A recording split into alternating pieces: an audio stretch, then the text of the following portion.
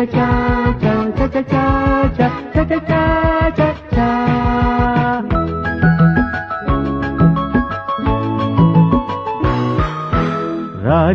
சின்ன ரோஜாவோடு காட்டு பக்கம் வந்தானாம்.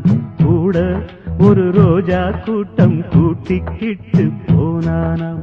சந்தோஷ காத்து உல்லாச கூத்து சங்கீத பாட்டு சொன்னானாம். கிளைகளின் மேலே கருங்குயில் கூட்டம் இலவசமாக நவ இசை பாட கு கு கு கு கு கு கு கு கு